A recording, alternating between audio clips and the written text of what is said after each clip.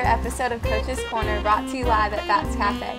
I'm your host, Katelyn Grisillo, and joining us today from the women's soccer team is Coach Hilary. Thank you for joining us today, Coach. Thank you for having me. First of all, congratulations on your road win at Montevallo. Thank you. I'm so proud. And lately you talked about your team playing a complete game the last few matches. What has been the difference from the start of the year until now to make that happen? Before, our team was like playing in spurts. They were playing either all offensive or all defensive. And then we started playing a little bit better as a unit, everybody plays all attacking and then all defending at the same time. But we still were missing out on like the little aspects of the game, like the defense would break down or the midfield. Actually, the midfield's actually been pretty solid for the pretty much like the fifth game on. We do a very good job of possessing. Our downfall was getting into the final third and maintaining composure and actually putting the ball in the back of the net. So against Montevallo, we finally played that complete game because we actually got numbers into the box, and that's what I was stressing at them for like the whole week. So I was really proud of them. Okay, and what would you say with your win at Montevallo, what would you say are maybe one or two things that your team did differently to come out on top, particularly in that game? Well, they basically did that. They just put numbers up. Defensively, they've been pretty solid. I mean, I can't even pick out two things because honestly, like, it was just one thing that was missing for our game, and that was getting numbers into the box. Right. We would get basically 1v4 up top, and it would just be like we would watch them and say, "Go score!" But we hounded into their head that it needed to be at least 3 people framing the box, and that's what they did, and that's how we got the goals. Got the job done. Now defensively, you've switched it up a little bit with Hannah Allison at center back. Yes. Can you talk to us about that switch? As everyone knows, center backs need to be the most vocal, if not the goalkeeper on the field.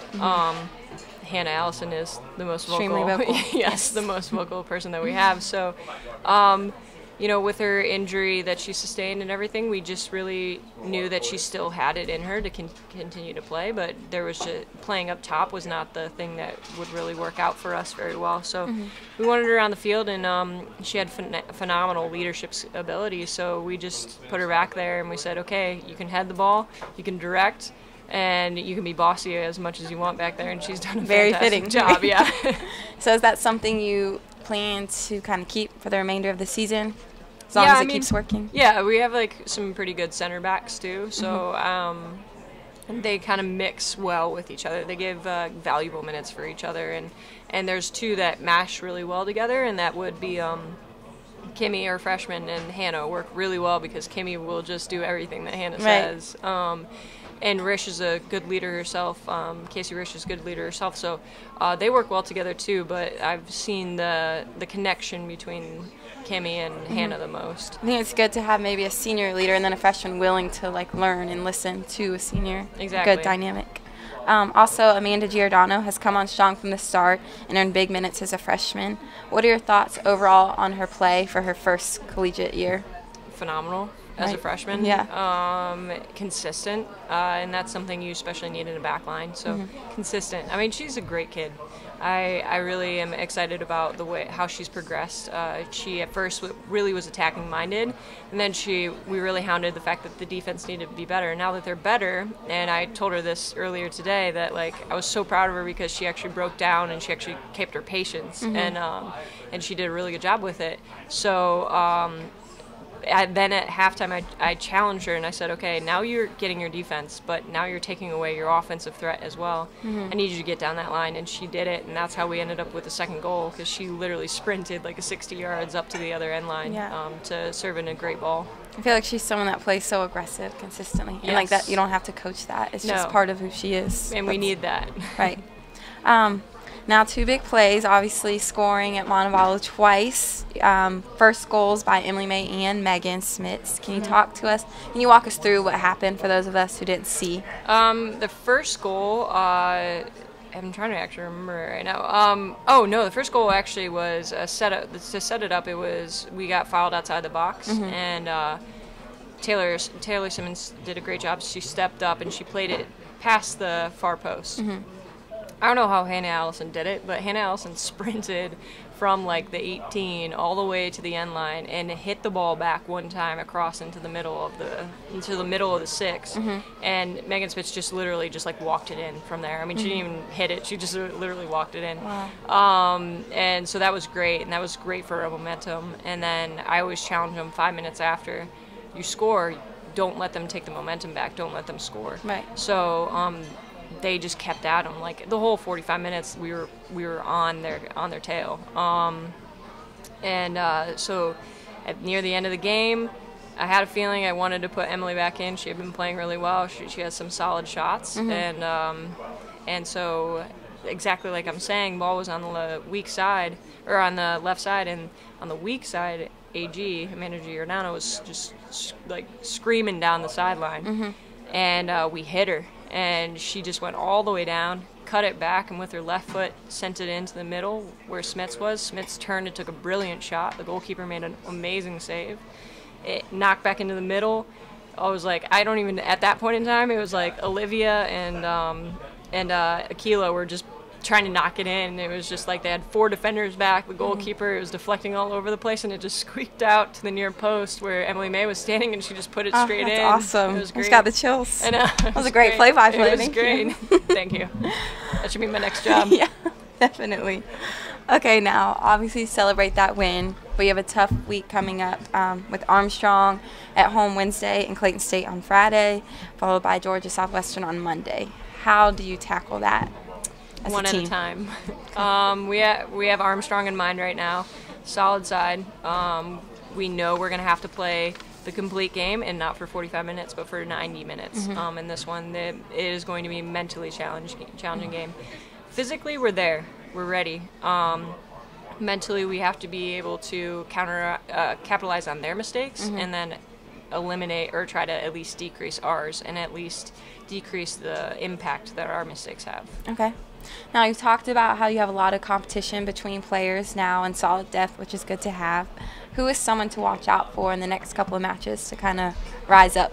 I want to say one of the mids, to be honest, because, Olivia has actually done a really, really good job in the past few games. Been solid, been constantly in the attack, constantly where she needs to be. Heaven Tylee has probably been our most consistent player the whole season. I mean, I would say keep your eye on Heaven, mainly because she has just consistently gotten better. She wins pretty much every 50-50 ball. She is an engine. Not lose. Yeah, she is an engine, and she's so competitive, and she brings that edge to our team that we really need. Okay. Now, although you have a few tough matches coming up, you aren't out of the PBC tournament mix. What will it take from your team to make it back there for the second straight year? We need results now. We need to get at least 2 wins, and if not more. If not, we need to at least get ties. So we're going to have to really fight tooth and nail, go 110 minutes for some of the matches. We have to be ready for those mental games to be able to overcome. I'm sure you'll make that happen. We're trying. We are trying. They're doing an amazing job. All right, now we're going to transition into a little bit of a fast fire round.